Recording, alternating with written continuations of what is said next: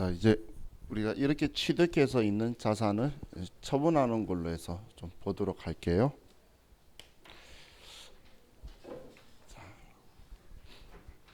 지금 우리가 이렇게 취득한 자산들을 이렇게 장부에 적어 놓은 걸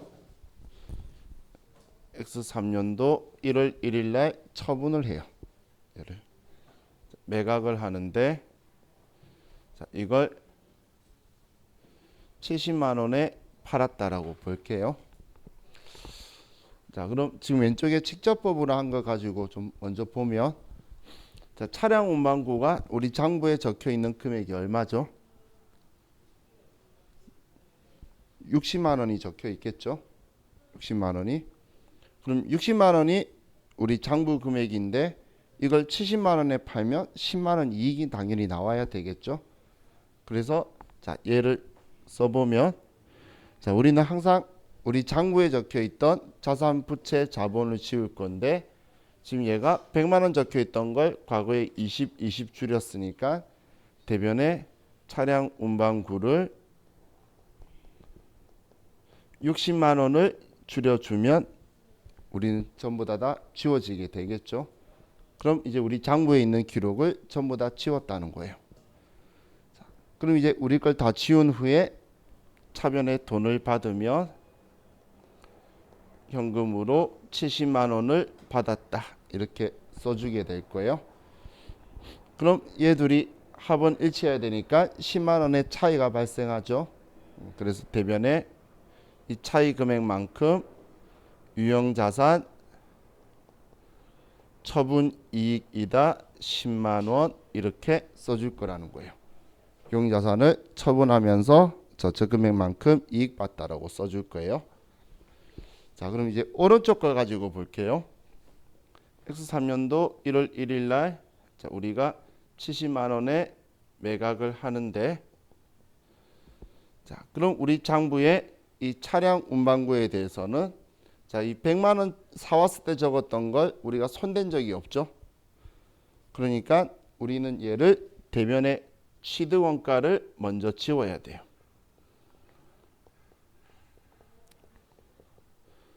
이걸 지워야 얘 흔적이 사라지게 되겠죠. 다음 두 번째, 얘하고 관련된 계정 과목을 보면 얘 팔았으니까 감가상각 누계에 달았다라는 표현도 지워줘야 되겠죠. 그럼 우리 장부에 40만 원이라고 적혀 있을 거예요. 그럼 이걸 반대쪽인 차변에 써서 차변에 감가상각 누계액 40만 원이다라고 이렇게 써줄 거라는 거예요. 자동차죠. 그러면 이렇게 써줄 거라는 거예요. 자, 지금 왼쪽에 직접법으로 했을 때는 우리가 처분이라고 장부에 지우는 게 이것만 지우면 전부 다 지워지는 거였는데, 우리가 간접법으로 쓰면서 취득원가는 그대로 두고 이거에 감가상각 누계액을 달고 있었기 때문에 이렇게 지워주는 거하고 이렇게 지우는 거하고 얘 둘이는 같은 표현인 거예요. 지금 얘가 지운 게, 지금 얘 적어놓은 거 차변 대변 순액으로 하면 대변에 60만 원 나가는 건 서로 동일하죠. 그죠?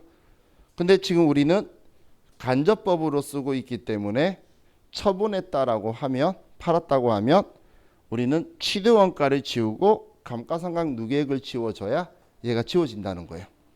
그냥 평소에 감가상각을 이렇게 하고 있었으니까. 그게 지금 이게 중요한 포인트 부분이에요. 그럼 이렇게 지우고 나서 차변에 내가 돈 받은 거 70만 원이다라고 쓰면 어차피 얘 둘이의 합은 차변은 110만 원, 대변은 10만 원이니까 유형자산 처분 이익 10만 원이다라고 이렇게 나올 거라는 거예요. 결과는 당연히 똑같아야지. 총 40만 원 다른 우리 자동차 가지고 있는데 이걸 70만 원에 팔았으니까 10만 원 이익이라는 건 똑같겠죠. 똑같은데 지금 제가 네모박스 한 것처럼 우리는 간접법 쓰기 때문에 처분했다고 하면 이렇게 지워줘야 된다는 거예요. 자, 그래서 자, 우리가 오른쪽을 가지고 봐야 되는데 좀 왼쪽이 편해 보이죠? 직관적으로. 하지만 우리는 외부 이용자한테 유용한 정보를 주는 게 목적이기 때문에 사오고 감가상각을 이렇게 처리하기 때문에 처분하면 이렇게 해줘야 돼요. 자, 그래서 자 이제 우리 유형자산 처분에 대해서 분개할 때에 자, 제가 분개할 때에 뭐 자산이 들어오거나 나가는 게 보이면 여러분들이 보기 편한 걸 선택해서 아무거나 먼저 하라는 이야기를 많이 앞에 했었었는데 자, 이 유형자산 처분에 대해서는 분개 순서를 이렇게 좀 할게요.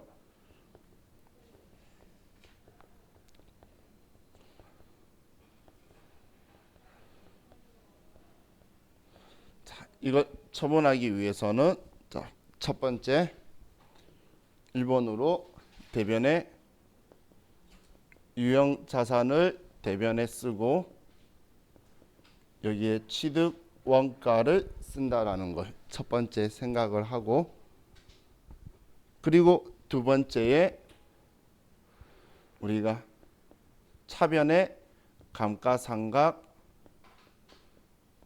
누계액을 얼마를 이 유형자산의 짝지로 처리를 해줄 거고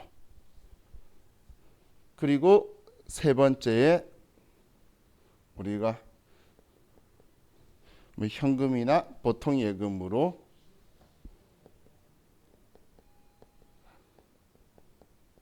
수령액을 써주는 것까지 이렇게 세 개를 다 써야 내가 이익인지 손해인지가 정확하게 나오게 될 거예요. 자, 지금 제가 이걸 그럼 별거 아닌데 왜 이렇게 쓰자라고 하냐면 그냥 전폐했을 때는 얘가 문제가 안 되는데 이걸 나중에 부가가치세가 있어서 지금처럼 70만 원에 판다 그러면 부가가치세 7만 원도 받아야 돼요. 그럼 7만 원에 대한 회계 처리하고 우리가 부가가치세와 관련이 있는 거에 매입매출 전폐에 쓰게 되면 이 분개를 실수를 많이 해요. 컴퓨터는 여러분 도와주려고 하는데 그게 여러분한테 독이 되는 경우가 많아서 그 문제가 잘 틀려요. 근데 거기에서도 지금 제가 이야기한 이 순서를 지키시면 틀릴 일이 없기 때문에 대변에 유형자산 취득원가 쓰고 다음 차변에 감가상각 누계액 쓰고 그 다음 내가 돈 받거나 돈 받아야 되는 거 쓰고 그리고 나서 네 번째가 이익이다 손해다를 따져보면 돼요. 자, 이걸 나중에 저와 같이 매매출 전표라는 데 써서 여러분들 직접 해보시고 난 이렇게 안 하고 대충 써도 어떻게 쓰는지를 정확하게 알겠어. 그럼 그땐 자유롭게 쓰셔도 되는데 그렇게 정립되기 전까지는 자, 이 순서대로 무조건 쓰도록 할게요. 자, 그럼 자, 우리가 처분이라고 말하는 거는 이렇게 지우는 것도 이제 처분이라고 하는데 자, 이것만이 아니고 이제 지우는 거래 죄송해요. 파는 것도 처분이라고 하는데 원래 처분이라는 건 장부에 있는 기록을 지우는 게 처분이라 그랬죠. 그래서 우리는 이것만이 처분이 아니라는 거예요. 자, 그럼 자, 이제 우리가 처분 중에 장부에서 이 유형자산을 지우는 경우 이제 두 개를 더 볼게요.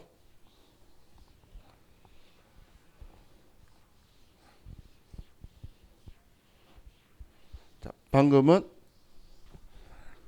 파는 걸로 분개를 했었고 자, 그럼 자, 우리가 취득을 방금처럼 100만 원을 하고 지금까지의 감가상각 누계액이 40만 원인 자동차를 차량 운반구를 우리가 차량 말고 건물이라고 할게요. 건물을 이제 파는 경우 말고 또 다른 경우를 두 가지를 더 볼게요.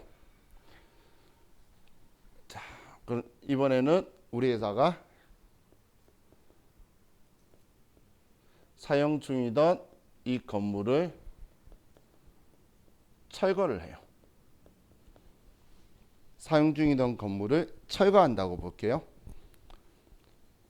그럼 우리가 100만 원에 사와서 40만 원만큼 다른 거는 40만 원 될 만큼 우리가 사용을 하고 있었다는 이야기죠.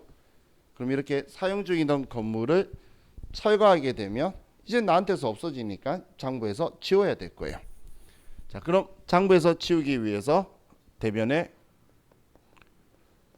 건물 치울 때는 항상 순서가 대변의 유형자산, 유형자산의 취득 원가를 쓰고 차변의 감가상각 누계의 얘의 짝지를 선택하고 그리고 40만 원이다 이렇게 써주는 거예요.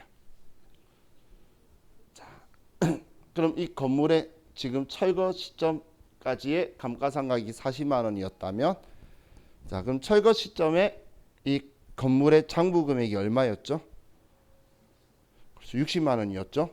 그럼 이 60만 원짜리 건물을 없앴어요. 자, 우리는 처분이라는 건 장부에서 지우는 거라고 그랬죠. 그럼 장부에서 지우면서 60만 원짜리 건물이 사라진 거잖아요. 그래서 이 60만 원 장부 가액은 유형자산 처분 손실 60만 원이다 이렇게 처리를 할 거예요. 내가 장부에서 이 유형자산을 없애면서 우리가 60만 원 손해봤다라고 처리할 거라는 거예요. 자, 그럼 여기에 한 가지를 더 섞어 볼게요. 자, 이걸 없애는데 플러스 이 사용 중이던 건물에 철거비 10만 원이 또 더 들어간 걸로 해서 다시 분개를 해 볼게요. 자, 그럼 건물 100만 원짜리가 없어져야 되고 차변에 감가상각 누계액이 40만 원을 지워주고 이건 똑같아요.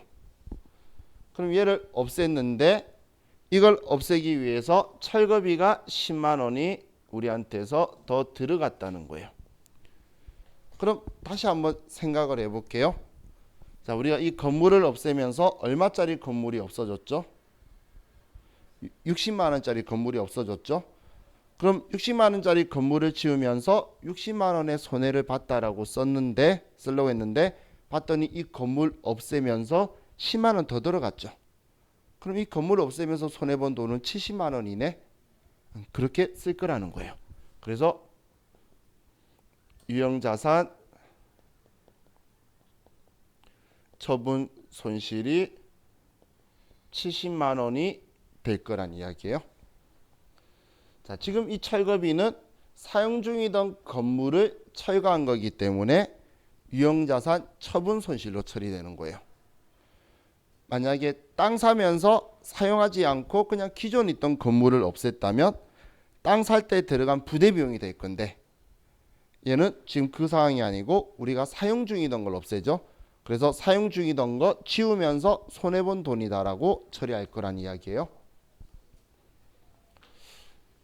자, 그럼 우리 세 번째는 자, 이 건물이 화재로 소실 없어진 거예요. 불타 없어졌다라고 볼게요. 자, 그럼 어떻게든 불타 없어졌던 우리가 철거해버렸던 나한테서 건물이 사라진 건 똑같은 거죠. 그러면 난 이 건물을 지워줄 거예요. 그럼 대변에 건물 100만 원이다. 차변에 건물의 감가상각 누계에 40만 원이다. 이렇게 쓰고 자, 그리고 우리는 일반적으로 우리가 불타 없어지거나 홍수당하거나 이런 것들은 재해라는 표현을 쓰죠.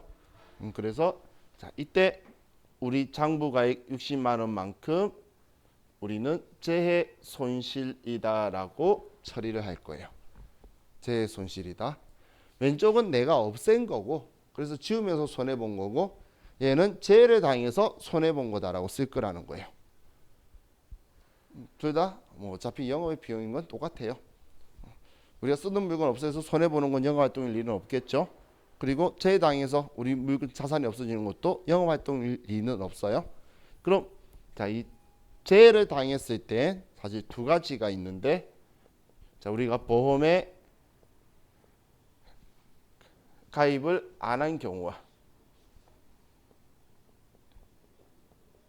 그리고 보험에 가입한 경우로 두 가지를 볼 수가 있어요. 자, 보험에 가입하지 않은 경우에는 사용할 수 있는 계정 과목은 재손실이라는 계정 과목 하나만 있는데, 보험에 가입한 경우에는 재손실이라는 계정 과목을 쓸 수도 있고 유형자산 손상차손이라는 계정 과목도 쓸 수가 있어요.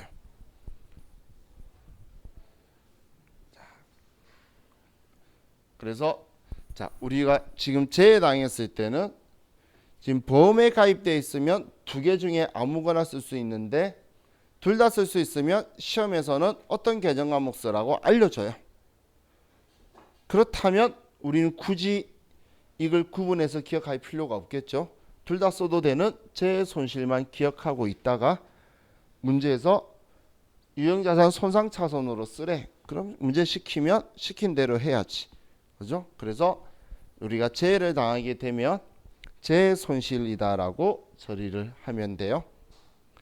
자, 그럼 지금 우리가 재해당한 저 60만 원짜리 장부가액인 건물이 없어졌는데, 자, 보험에 가입이 되어 있어서 보험회사에서 70만 원의 보험금이 나온다고 연락이 온 거예요.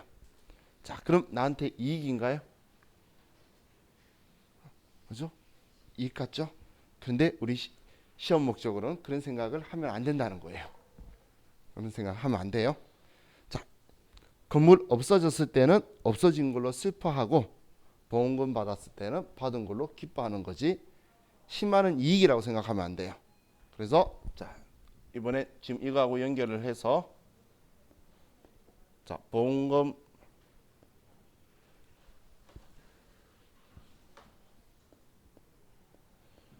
지급 통지를 받게 되면, 자, 우리는 보험금 받는다는 연락이 오게 되면 이 통지 받았을 때가 수익 인식 시점이기 때문에 수익 인식 시점이라는 건 이때 수익으로 장부에 써야 된다는 이야기예요.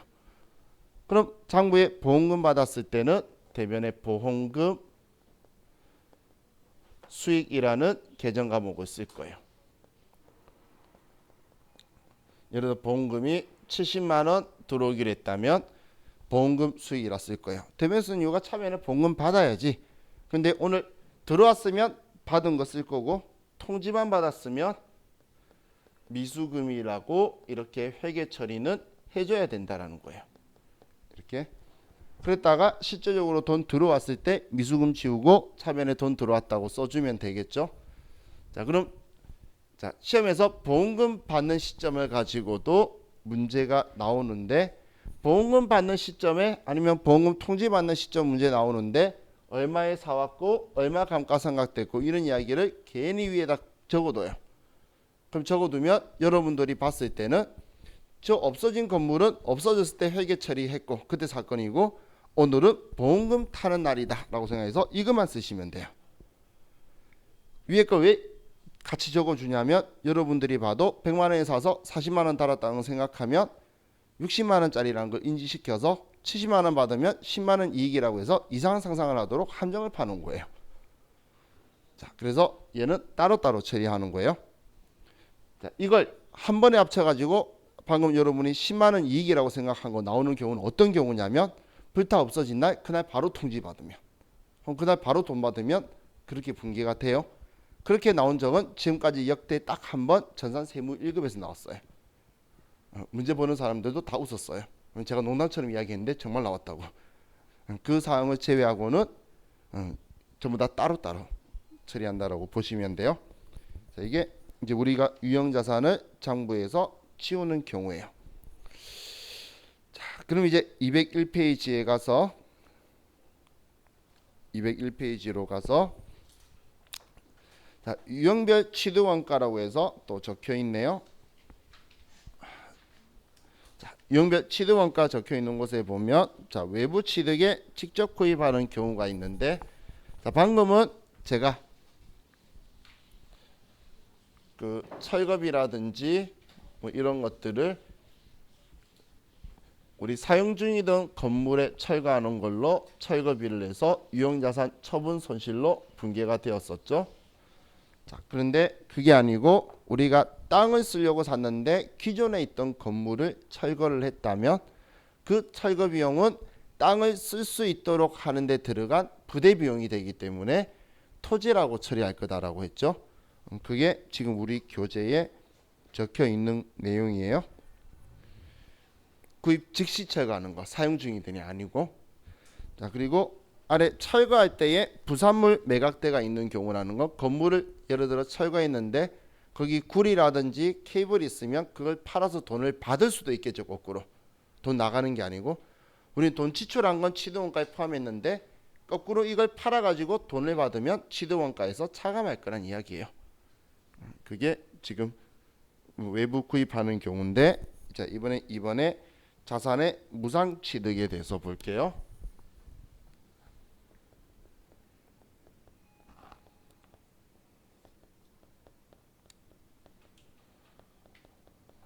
자, 자산의 무상 취득을 하면 공짜로 자산이 들어왔는데 돈 나가는 게 없겠죠.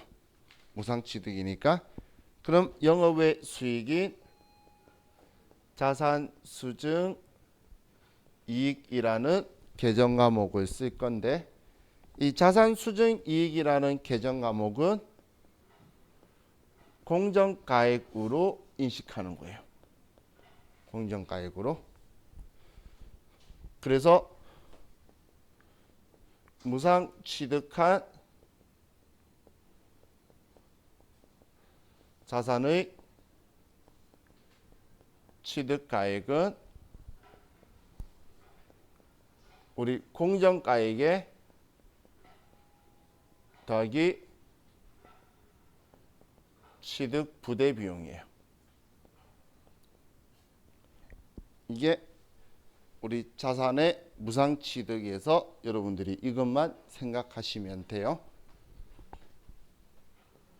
자, 예를 들면 우리 대주주가 1억 원에 취득한 토지를 우리 공장 건물 지으려고 무상 증여를 해줬어요. 근데 이 토지의 공정가액은 2억 원이고, 이 토지에 우리가 취득세로 800만 원을 현금으로 납부했다라고 볼게요. 자, 이런 상황에서 자, 우리가 분계를 하면 우리는 대주주한테 우리가 공장 건물 지으라고 토지를 받았다면 차변에 토지라고 쓸 거고, 이거를 무상으로 받았죠. 그럼 대변에 자산 수증 이익이 되게 될 거고, 여기에 취득세를 현금으로 줬다면 대변에 현금으로 800만 원이 나가게 될 거예요. 자, 그럼 이제 위치는 다 잡혀 있으니까, 그럼 자산 수증 이익은 우리가 공짜로 받은 부분은 공정가액으로 인식할 거라고 위에 적었죠.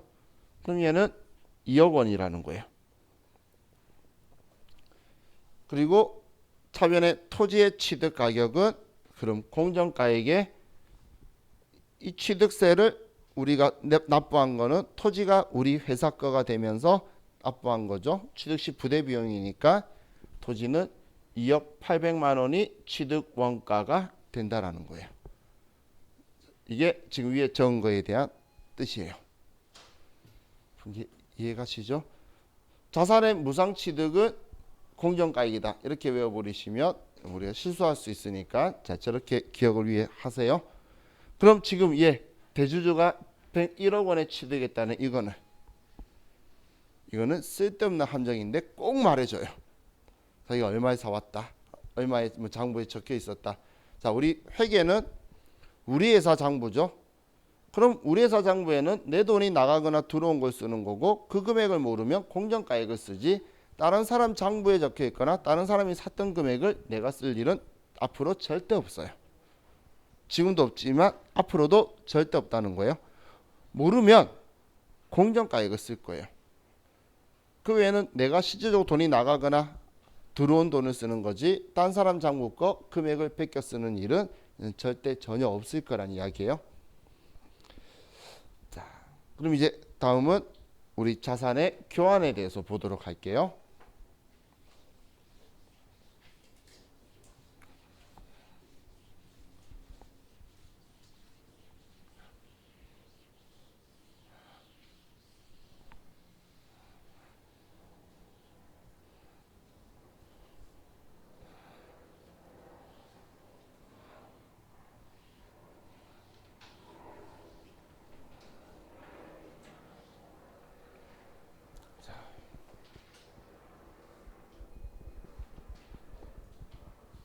자, 자산의 교환이라는 것 이제 우리 회계에서는 일단 기본적으로는 우리 걸 팔고 처분하고 다른 사람의 자산을 취득한 걸로 인식을 할 거예요. 그래서 처분과 취득이 동시에 일어나는 거래를 교환이라고 생각해요. 처분과 취득이 동시에 일어나는 걸. 그런데 이 교환에서는 두 가지로 분류를 나누는데 동종자산 교환과 이종자산 교환으로 이 교환을 둘로 분류를 해요. 동종자산 교환이라는 건 유사한 업종에서 유사한 용도로 사용하는 자산끼리 바꾸는 걸 동종자산 교환이라고 하고, 이종자산 교환은 그냥 서로 성격이 전혀 상이한 자산끼리 교환하는 걸 이종자산 교환이다라고 표현을 해요. 자, 그러면 이번에 예를 가지고 좀 비교를 하면, 우리 회사가 취득을 100만 원에 하고 그리고 지금까지 감가상각을 60만 원치를 하고 그리고 공정가액이 50만 원이 이 자산과 상대방이 120만 원에 사고 70만 원 감가상각했고 공정가액이 60만 원인 이 자산 두 개를 서로 교환을 한다라고 볼게요. 이 자산과 이 자산을 이제 서로 교환을 하는데, 자, 이쪽 왼쪽을 우리 당사 거라고 하고, 자, 그럼 우리 걸 주고 상대방 걸 받을 건데, 자, 우리 게 기계장치라고 생각을 해볼게요. 자, 그럼 왼쪽에는 제가 동종자산 교환을 쓰고, 자, 오른쪽에는 이종자산 교환을 쓰도록 할게요. 자, 그럼 동종자산 교환은 유사한 업종에서 유사한 용도로 파는 거예요. 그럼 우리 회계적으로 치면 그냥 간단하게 말하면 그냥 같은 계정 과목끼리 파는 거예요. 그리고 가치도 많이 현저하게 유의적으로 차이가 안 나는 거, 20% 이상 차이가 안 나야 돼요. 자, 그럼 먼저 우리 거를 팔면 우리는 팔았던 어떻든 간에 내 걸 줬으니까 내 장부에 지워야 되겠죠. 자, 이게 우리 거니까, 자, 그럼 대변에 기계 장치다, 얘가 100만 원이다 이렇게 쓰고, 차변에 기계 장치의 감가상각 누계액 60만 원이다 이렇게 써줄 거예요. 기계 짝지로. 자, 그럼 이제 우리 거에 대한 이제 제공한 우리 거에 대한 거는 장부에 지웠고, 이제 상대방 걸 나한테 받는데, 이제 동종자산 교환은 자, 이걸 받기를 기계 장치를 받는다는 거예요. 자, 그럼 우리가 여기에 써야 되는 금액은, 자, 지금 여기가 우리가 취득한 자산의 취득가액이죠. 자, 그래서 기준서에는 취득한 자산의 취득가액은 제공한 자산의 장부가액을 사용을 해요. 자, 그럼 제공한 자산에 장부가액을 쓰래. 그럼 제공한 자산이 우리 거 왼쪽 거 이거고 이거의 장부 금액이 얼마죠? 100만 원 샀는데 60만 원 달았어요. 그럼 장부가액은 40만 원이죠. 그래서 여기에 40만 원이다라고 쓸 거라는 거예요. 만약에 감가상각이 70만 원 되었으면 30만 원이겠지. 80만 원 감가상각 되었으면 장부가액이 20만 원이겠지. 그러고 보면 얘는 그럼 얘 둘이 차이가 날 이유가 없겠네요. 그죠? 그래서 동종자산 교환은 얘는 손익이 발생하지 않는 거래로 처리를 하는 거예요. 사실은 손익을 발생시키지 않기 위해서 장부가액을 쓰는 거예요. 손익을 발생 안 시키려고 장부가액을 쓰는 거예요. 자, 그럼 이번엔 이종자산 교환을 볼게요. 자, 이종자산 교환은 서로 다른 성격의 용도를 가지고 있는 걸 가지고 우리가 교환을 하는 건데, 우리가 기계장치를 주고 자동차를 받았다고 볼게요. 자, 근데 우리 기계장치를 지금 얘 장부 금액이 40이라 그랬는데 얘 지금 팔면 얼마 받을 수 있죠? 공정가치 50만 원이라는 건 지금 팔면 50만 원 받을 수 있다는 이야기죠. 우리 기계를 팔면 그것만 인지하고 계시면 돼요. 자, 그럼 이종자산 교환에서 자, 우리 걸 팔아요. 파는 게 아니라 줘요. 그럼 기계 장치를 우리 거를 지우고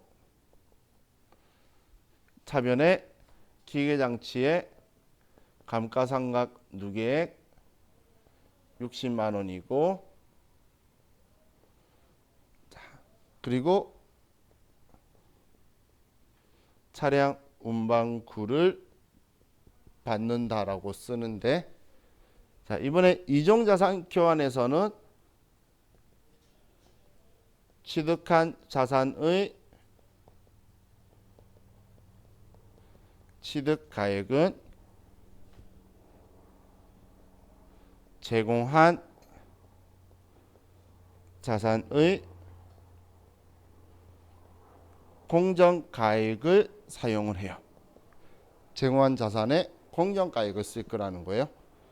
그럼 제공한 자산은 우리 거죠. 그럼 우리 거의 공정가액은 50만 원이네. 그러면 얘를 50만 원으로 취득 원가를 써서 대변에 유형자산 처분이익 10만 원이 이렇게 나올 거라는 거예요. 자, 그럼 우리가 공정가액과 장부가액이 일치할 확률이 얼마나 될까요? 공정가액과 장부가액이, 우리는 지금까지 감가상각 저하같이 공부한 거는 정해법이다, 정률법이다, 연수합계법이다 이런 식으로 추정 방법을 썼지 실제 우리 자산의 가치를 보여주기에는 적절하지가 않았죠. 그렇다면 정말 우연의 결과가 아닌 이상은 장부가액과 공정가액이 일치할 확률은 없어요. 그럼 지금 우리가 먼저 얘를 쓰게 되면 장부가액이 차이가 날 건데, 장부가액과 일치할 확률이 없으면 얘는 손익이 무조건 발생할 수밖에 없죠. 그래서 얘는 무조건 손익이 발생하는 거래라는 거예요. 자, 그럼 지금 얘를 왜 공정가액을 쓰냐면, 자, 이렇게 보시면 돼요. 제가 여기 좀 작게 참고할 거 써볼게요. 자, 우리 걸 그냥 판다고 볼게요. 그럼 우리 거 기계 장치 100만 원짜리 지우고 차변에 기계 장치의 감가상각 누계액을 60만 원 지우고, 그리고 돈 받으면 얘 얼마 받을 수 있다라고 했죠? 팔면 50만 원 받을 수 있겠지, 공정가액. 그럼 내가 이 돈 현금으로 50만 원을 받으면 대변에는 유형자산 처분이익 10만 원이다 이렇게 나오겠죠. 그냥 우리 걸 팔기만 한다면, 그죠? 그럼 우리 걸 이렇게 팔아서 나는 자동차가 필요해서 이 돈을 주고 자동차를 살 거예요. 그럼 대변에 현금으로 50만 원을 주고 차변에 차량 운반구가 50만 원짜리가 들어오게 되겠죠. 그죠? 이 분계가 합쳐진 게 이거예요. 지금 우리가 판다면 50만 원 받을 수 있으니까 이 50만 원 주고 차로 받았다라고 하는 이 분계를 그냥 합친 게 취득 원가를 공정가액으로 쓰라는 거예요. 지금 이 분계하고 차이 없죠? 현금만 지우면 합치면 같은 분계죠. 그죠? 그래서 이종자산 교환은 정말 순수하게 팔고 내 거를 공정가액에 팔고 그리고 그 돈에 이걸 사왔다는 개념인 거예요. 자, 이거에 대해서 여러분들이 꼭 복습하셔서 자기 걸로 인지를 하셔야 돼요. 왜냐면 우리 책 바꾸고 나서 제가 여기에 돈을 더 얹어서 주고받는 거로 업그레이드 할 거예요. 지금 여기까지는 회계 1급 수준이고 세무 1급에서는 여기에 돈 주고받을 거예요. 그리고 나중에 세무 1급에 가면 이제 얘 둘이 가치가 차이 나거나 우리 거 공정가액 몰라버릴 거예요. 그런 식으로 이제 점점점 업그레이드해서 올라가니까 먼저 얘를 기본 베이스로 기억을 하셔야 돼요. 그럼 우리 세무 2급 시험까지는 지금 상대방 거에 대한 정보 제가 쓴 적 있나요? 없죠? 제가 이 바로 앞에 이런 말 했잖아. 자산 수증이익 할 때 다른 사람 장부에 적혀 있는 거는 나한테 전혀 필요 없는 정보라고. 그죠? 근데 시험에서는 교환 나오면 무조건 얘가 나오니까 얘는 상대방 거는 내가 필요 없다. 먼저 내 거만 찾아내고 상대방 거에 대한 정보를 죽어서 내 눈에 안 거슬리게 지워버려야 돼요. 상대방 거를 여러분들이 쓸 일은 없다라고 생각하시면 돼요. 우리 시험 레벨에서는. 자, 그래서 얘 교환은 유형자산에서만 통하는 게 아니고 이걸 이런 시험으로 끌고 가면 그냥 모든 자산의 교환에 다 통하는 이야기예요. 그래서 이런 시험에서는 자산의 교환은 이라고 표현할 거고 우리 실기 목적으로는 유형자산을 가지고 이렇게 표현을 할 거예요. 자, 다음 우리 4번에 현물 출자라고 적혀 있는데 자, 이 현물 출자는 우리가 아직 자본이라는 주식을 공부를 안 했어요. 그죠? 그래서 자, 얘는 우리가 물건을 주고 주식 받는 게 현물 출자예요. 그거에 대해서는 자본하면서 제가 언급을 해 드릴게요. 자, 그리고 건설 중인 자산. 이건 우리 앞에 저와 같이 했었었죠. 자가 건설, 자가 제작하면서 우리가 사용하는 계정 과목이다라는 거예요. 자, 이렇게 보면 자, 우리가 유형 자산에 대해서 기본적으로 필요한 이야기는 자와 같이 끝났고요. 이제 무형 자산으로 넘어가 봅시다. 아, 맞죠? 자, 218페이지로 가서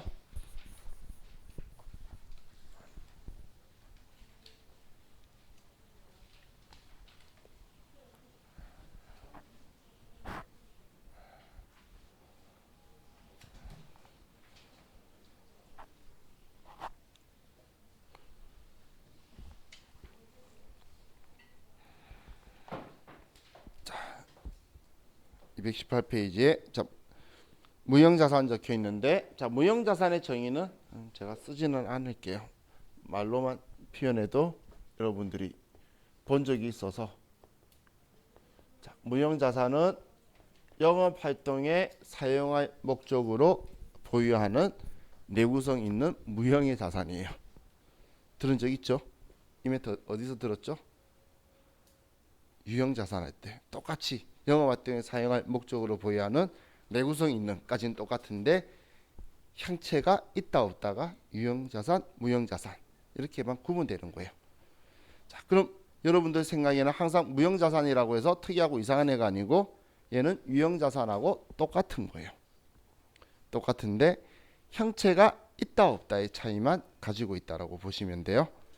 자, 그럼 무형자산의 조건에서 보면 첫 번째는 우리 영업활동의 사용할 목적이고 두 번째는 당연히 무형 형체가 없죠.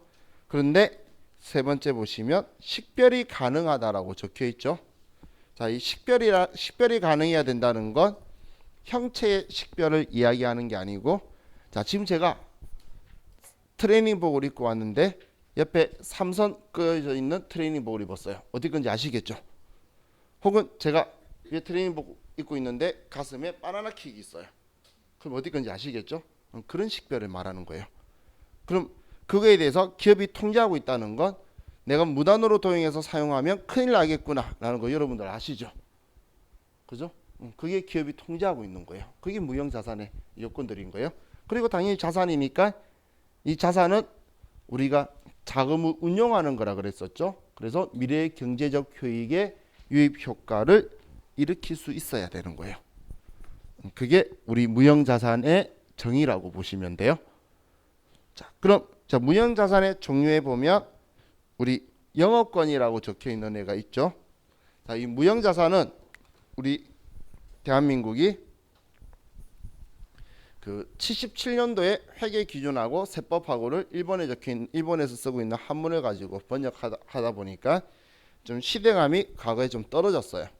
자, 대한민국이 77년도에 저도 숨은 쉬고 있었지만 기억이 없는 나이예요. 그때 근데 대한민국은 그때 당시에 좋은 나라가 아니었어요. 살기 좋은 국가는 아니었다는 거예요. 그때 당시에 무형자산이라는 걸 인식을 할 만큼 대한민국이 클지도 몰랐어요. 지금 제가 기억나는 나이대가 80년대에 제가 성남에 꽃구경 갔어요. 우리 삼촌이 문정 종합아파트 살았거든. 그래서 숙모하고 그때는 성남이 이런 도시가 아니었어요. 물론 제 고향 경남 창원도 도시가 아니었고 코스모스 보러 가는 동네였는데 거기가 이제 우리나라가 발전하면서 싹 바뀐 거예요. 지금 제가 그 이야기하는 건 그때 당시에 우리가 회계 기준을 받아들이면서 영업권이라는 건 원래 프랜차이저가 적절한 개정 과목인데 대한민국에 프랜차이저가 있을 거라고 상상이나 했겠어 그때. 그죠? 그래서 우리 권리금이라는 건 옛날에도 있었겠죠. 그 권리금 성격을 영업권이라는 개정 과목으로 써버렸어요. 그래서 이 권리금이 영업권이다라고 생각을 여러분들이 하시고 영업권 개정 과목을 바라보시면 돼요. 그럼 이 영업권에 우리 시험에 자주 나오는 지문이 뭐냐면 이 영업권은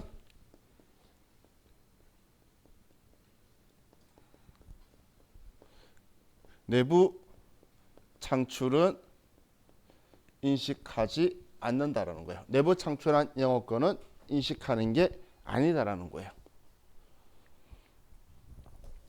자, 내가 식당하고 있는 집에 그 식당을 인수하면서 다 들어가요. 그러면 집기나 이런 것들에 대한 돈도 당연히 줘야 되겠죠. 그런데 그 집기 가격보다 돈을 더 주겠죠. 왜냐하면 이 식당이 있다라는 걸 이미 사람들이 알고 찾아올 수 있도록 하는 거에 대한 그 무형의 그 권리금이 있죠. 그런 게 영업권이라는 거예요. 그런데 제가 빈 가게에서 떡볶이 집을 했는데 떡볶이 집이 엄청 잘 되는 거예요. 그래서 확장하려고 은행에 대출 받으러 갔어요.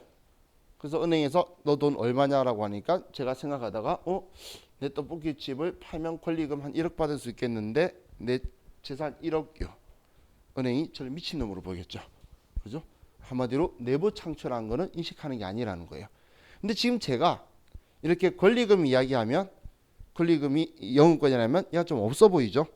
그런데 자, 기업을 가지고 분개로 가지고 보면 자, 우리 회사가 A라는 법인을 인수를 할 거예요.